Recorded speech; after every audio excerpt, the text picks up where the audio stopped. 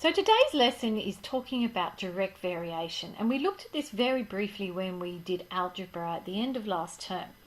So what we're looking at is when something varies directly or has a direct variation. It means two variables change in the same direction. So if one variable increases, so does the other. If another variable decreases, so does the other.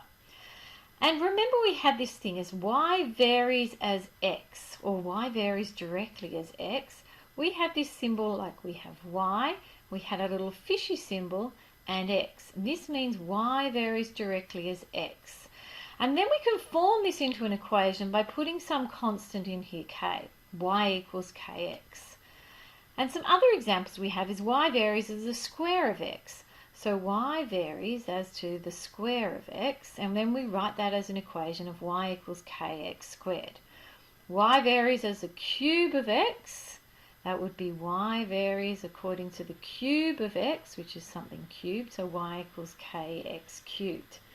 That's what that means. So that moves us on into our examples. It is known, and here are the key words for when we're doing this in the HSC.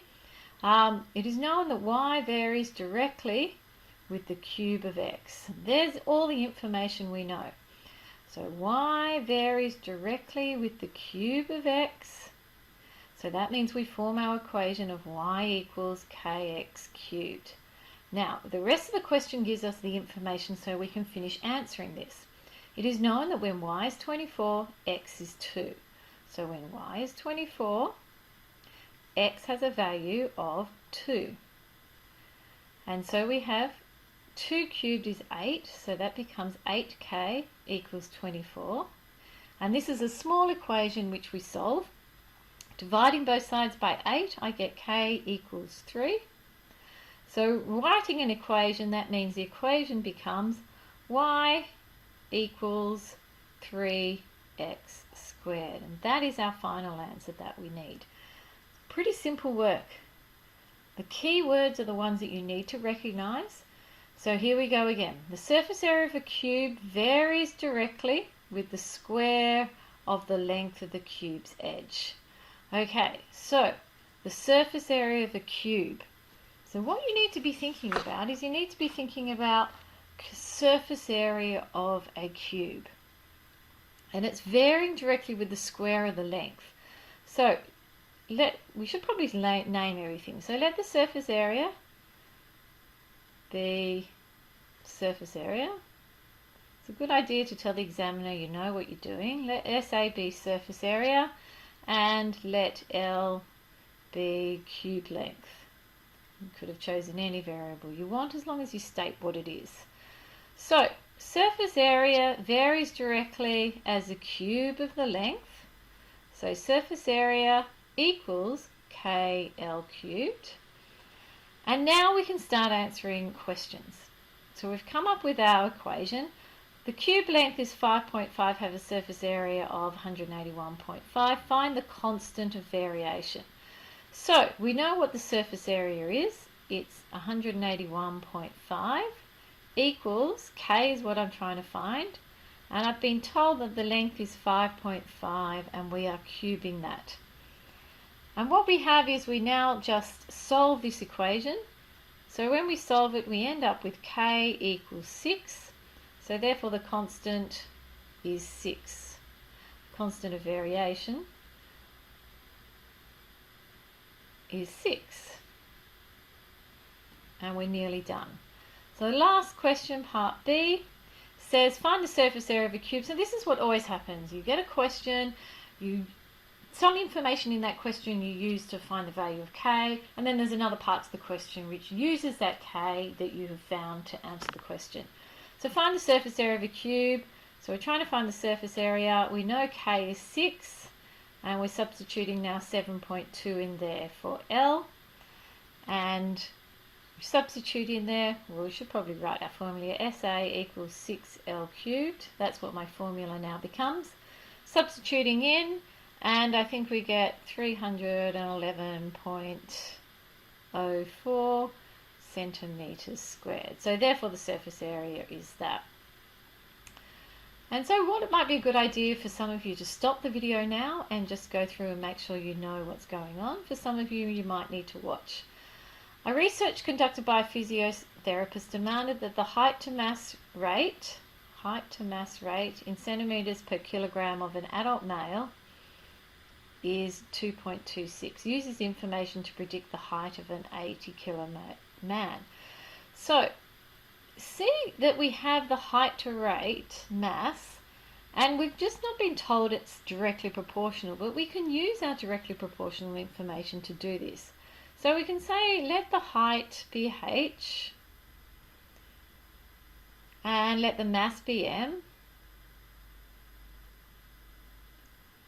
and somehow or other these are related. So height is directly proportional to mass, so that means height is equal to km. And we're told that the height to mass is equal to 2.26. And what we've been asked to do then is the height to mass is equal to 2.26. So that means h over m then is equal to 2.26. So that means k is equal to 2.26. So now we need to just answer some questions. So we have h equals 2.26 m, and so we're finding h when we're given m, so that's 2.26, and we're told that the mass of this male is 70 kilos, and we work it out, and his height is approximately 158.2 centimetres.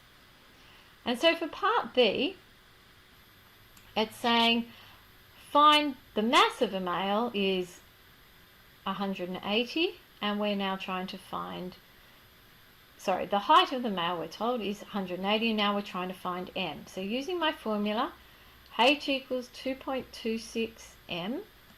My height is now 180. I've got 2.26 is k, and I'm trying to find m.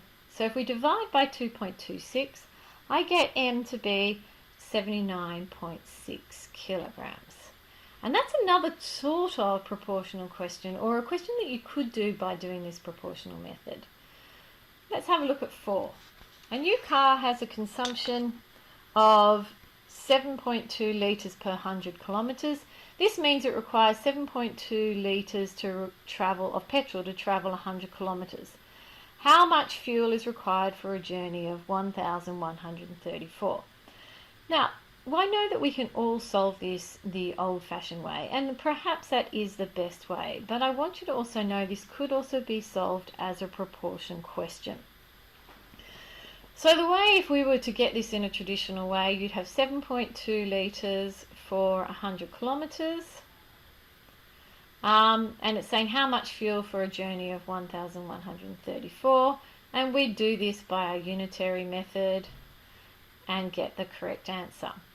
Another way of thinking about this question is to think about that the amount of petrol used over the distance is equal to 7.2 over 100.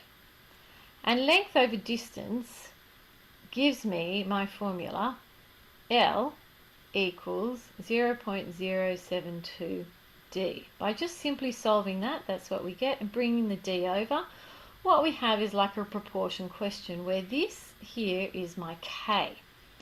And what we can do is we can actually just solve this question, and we're only going to do part A. Let's just not worry about that. It's pretty obvious which one has the better, it's more economical to run. So what we're doing is now we're told what D is 1,134, and we can solve out how much petrol we're going to use because we've got 0.072. We're going to multiply that by 1,134, and we get the amount of petrol that we're going to have to use is 81.648. So that's another way we could use proportions in solving some problems that we've already learned how to solve. So back to some more traditional sorts of questions. The distance travelled by a person varies directly as the time in hours. So there's the work, there's nothing else being done here. We are just simply being told that distance is proportional to time. And you should probably let d equal distance, let t equal time. Once we've got our proportion, we know we have to do this with a k. And somewhere in the question is some information that's going to help me find k. The person travelled 12, so that's d equals k we're trying to find, and we're told it took them 2.5 hours. So solving this small equation, I get k to be 4.8. So to do part A now, we're told that time is 3. We've got our formula, d equals 4.8t. So we're substituting that t in, 4.8 times 3, and you get an answer of 14.4 kilometres is how far he travels in 3 hours. To do part B, I should say, how long must you walk in order to travel 6.72? Well, once again, we're using our formula, so we're going to write it down. And we now know the distance, 6.72 equals 4.8t, and we solve that and we get it takes 1 hour, 1.4 hours, and you're probably better off using the bubble key to put that into hours and minutes. Of course I didn't do that, but I'll leave that up to you. Here are some more that use squares and cubes.